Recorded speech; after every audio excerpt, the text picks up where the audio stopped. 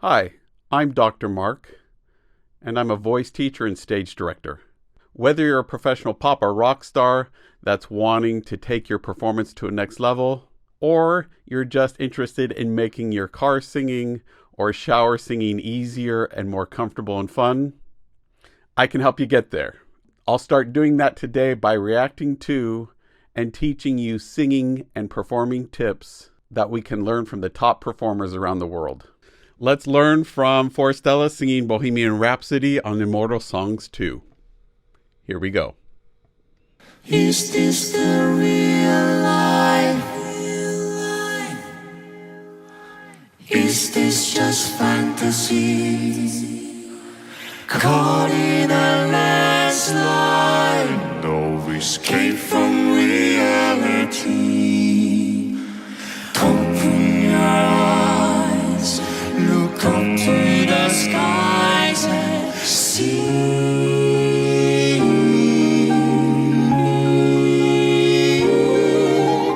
A few things to notice here up front. One, the airflow is really consistent. The legato line is really consistent. It's really smooth. Blend is really important in a group like this. They're all about the ensemble. And so we don't have the same kind of ass shape buzzy forward here because it's a lot harder to blend that sound. What does that mean? In general, the placement is a little further back. There's a little more height in the back and a little less of that bright ping. Is that good or bad? No, not necessarily. It's a matter that's going to help them blend rather than pop out of the ensemble like a pop singer is usually supposed to do. Also, each voice is kind of allotted its range to cover. You have the bass, you have the baritone, you have the tenor 1, tenor 2 type of thing going on there. And so they are able to not have to make their voice quite so malleable. So they aren't usually straddling a bunch of different registers and going between different octaves and jumping notes. They're usually a little more restricted in their range as they're singing. I'm just a poor boy, I need no sympathy. Because I'm easy come, easy go, little high, little low. Anyway the wind blows doesn't really matter to me.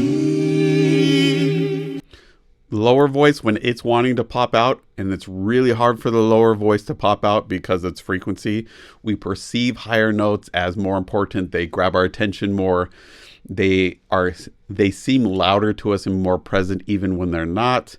So what he's having to do is when he wants to stand out is really bring that placement forward and make it really buzzy. So he's accessing that overtone series that's going to grab our attention. To me,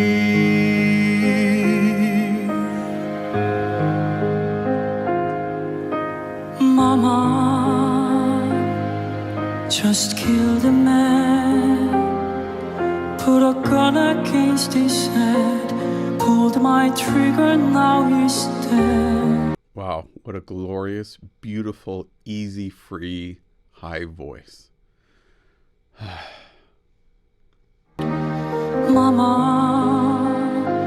life had just begun. Oh, placement was back here when all of a sudden he put that in the back. You saw it in his mouth. He dropped that jaw and the placement came forward. Notice when that happened? That's why we got the change in sound. But now I've gone and thrown it all away. Beautifully consistent airflow there. Nice, tight harmonies. Well done. Didn't mean to make you cry. If I'm not back again this time tomorrow, carry on. He's covered here a little bit here, which is getting us that warmer, slightly richer sound, a little less pingy, but still it's very buzzy in the sinuses here forward. Nice. Carry on as if nothing really matters.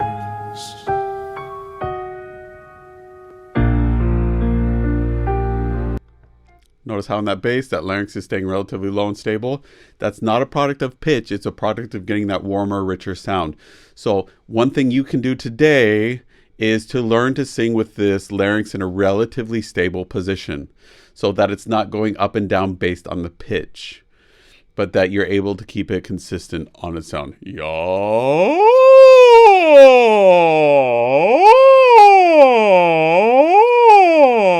You'll notice that larynx is not changing position even if I'm going up and down.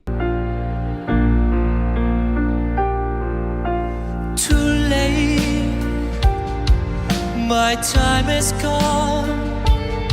Send shivers down my spine, body's aching all the time. Goodbye, everybody, I got to go. Gotta leave you all behind and face the truth. Mama,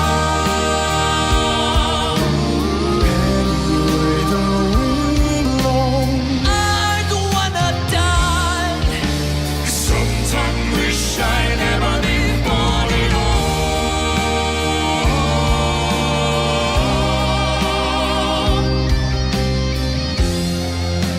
He puts the grit in there. Why? Because the song calls for it. You gotta have it in there, otherwise it just doesn't feel like the right song.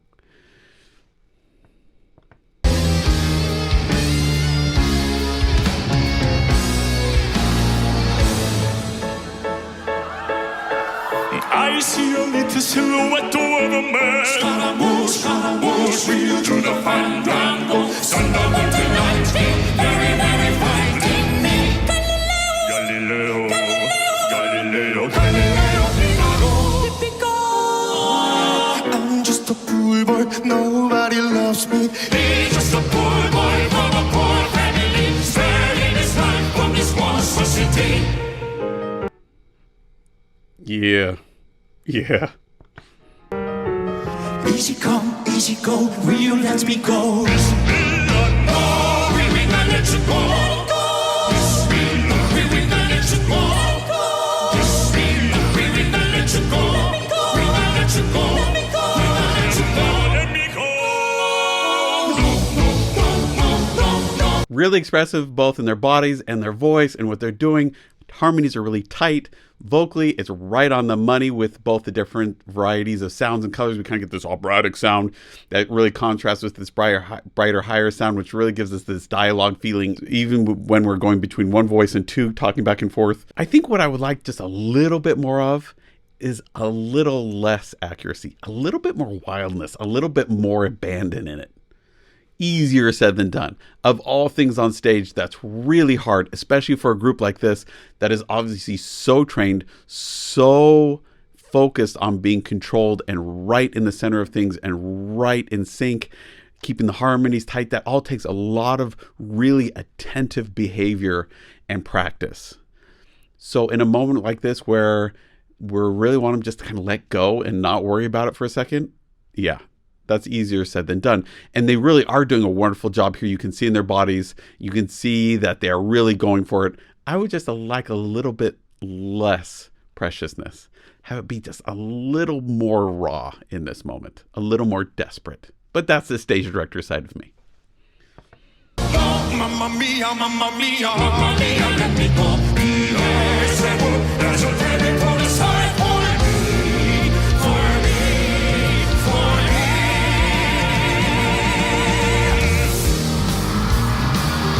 Nice.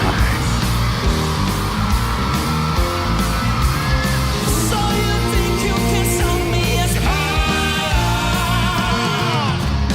So you think you can love me and leave me to die? Oh, baby, can't do this to me, baby. Just gotta get out, just gotta get right out of here. So this is the more abandon that I was talking about here. They actually are doing it here. I just wish I could have seen more crescendo in that, a little bit more in the previous section, more of this desperate battle back and forth, and then have them all break out right in this moment. But so fun. I love how in this group that their voices still have so much uniqueness. They blend really well, but they're really unique. A lot of times in the group like this, there's a little more homogeneity within all the voices, they sound a little more similar than they do in this group. Is that working against them then here? No, I think it's actually serving them. I really love that they're so unique when they pop out as soloists, and then in the group, they just blend so well. Really, really cool.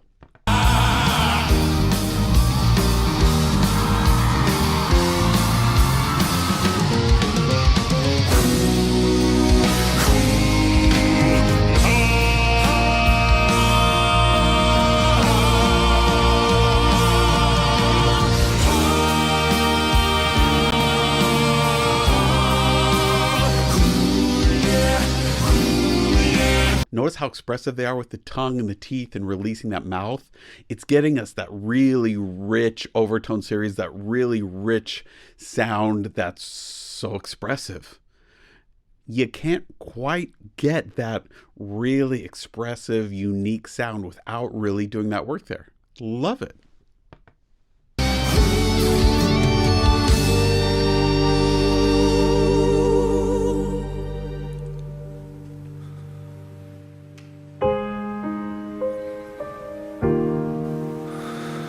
Nothing really matters. Anyone can see. Nothing really matters. Nothing really matters to me.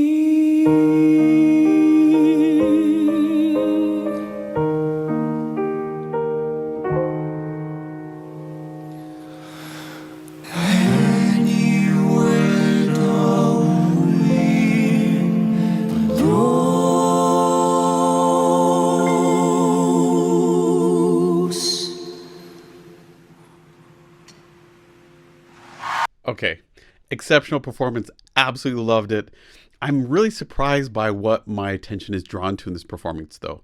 In a group like this, I'd want to be talking about ensemble and want to be talking about how to make things blend and what to do with our voice, and we can talk about that.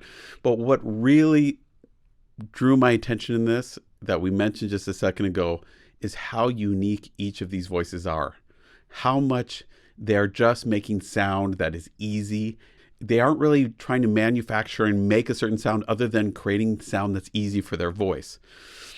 So what can we learn from that? Well, vocally, the question we have to ask is, how do I find my own true voice, my own style? Number one way to do that is try to identify the times when you're singing, it just feels easy, comfortable, natural, and you're not paying attention to it. You're just kind of singing in the car, singing in the shower. Try to capture that feeling, because that's probably going to be the truest to what your voice really wants to do. Also pay attention to what kind of styles, genres, what kinds of music feel easiest in your voice. Aren't necessarily emotionally the ones that you connect to, or mentally. We can deal with that later. What we want to pay attention to is, where is your voice most comfortably, both in terms of pitch and in terms of style? Where do you naturally just gravitate towards, and where do you produce your easiest sound? 3, performance-wise, is we want to pay attention to, what is the music that you do naturally gravitate towards?